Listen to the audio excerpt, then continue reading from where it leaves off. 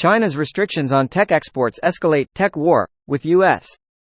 In a move that further intensifies the ongoing tech war between China and the United States, China has imposed restrictions on the export of graphite, a vital material used in the production of electric car batteries.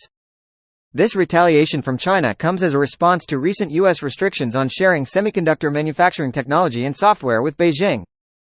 This simmering tech war has been in motion since 2018 when it was initiated under the Trump administration and has continued under the leadership of President Joe Biden.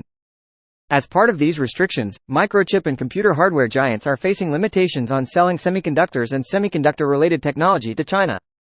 Interestingly, these developments are not solely tied to US-China tensions. Reports indicate that China's actions may also be a response to the European Union's efforts to combat the influx of affordable Chinese electric vehicles, EVs, in the European market. The EU and China have their own trade tensions, with the EU seeking greater access to Chinese markets and an end to subsidies that give Chinese industries a competitive edge over Western firms.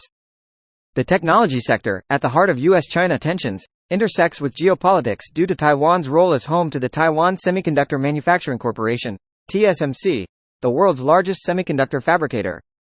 China has been leveraging its status as the leading holder of rare earth minerals, crucial for electronics and electricals, to gain greater access to Western technology.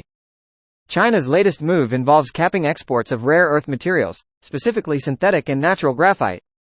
The applications for export licenses will be meticulously scrutinized by the State Council, underscoring the national security aspect of this decision. In recent months, China has also imposed export restrictions on gallium and germanium, essential minerals for semiconductor production. China plays a significant role in the global supply chain for critical minerals used in EV batteries. The nation refines 60% of the world's lithium and 80% of the cobalt, according to the U.S. Department of Energy. Furthermore, China is the leading global producer of graphite, contributing to approximately 65% of the global production in 2022. On the U.S. side, the Biden administration is tightening restrictions on the types of semiconductors American companies can sell to China, aiming to close the loopholes from previous regulations in 2022. These new regulations impact advanced artificial intelligence chips, such as NVIDIA's H800 and A800 products, and expand export curbs to 21 other countries where the United States maintains an arms embargo. These measures are set to take effect in 30 days, and they have already affected the shares of major American chipmakers. However, these restrictions have also accelerated China's drive for technological self-reliance, as the government and private companies invest heavily in research.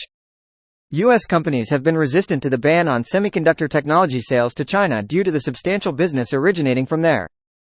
The ongoing trade issues related to Chinese EVs in Europe have further fueled the tensions. China's actions, such as capping rare earth exports, may be seen as a response to these challenges. The European Commission's recent investigation into subsidized electric vehicle cars from China adds another layer to the complex web of global trade conflicts. China's restriction on graphite exports has the potential to disrupt global manufacturing, as graphite is integral to the production of electronics and electrical components, with applications in both civilian and defense sectors. In a broader context, these actions by China aim to restrict rare earth supplies to the Western alliance led by the United States, which Beijing and Russia perceive as promoting a unipolar and hegemonic world order.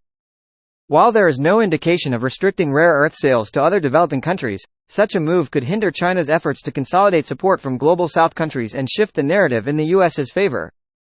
The Center for Strategic and International Studies, CSIS, points out that, in the 1990s, the Chinese government declared rare earths as protected and strategic minerals, limiting foreign mining and processing within China, except through joint ventures with Chinese firms. This strategy allowed Chinese companies to gain foreign know-how while reducing foreign competition in the rare earth supply chain. The tech war between the US and China continues to evolve, impacting not only the technology sector but also global trade, geopolitics, and the availability of crucial materials for emerging industries like electric vehicles. Thanks for watching. Like, comment, share, and subscribe.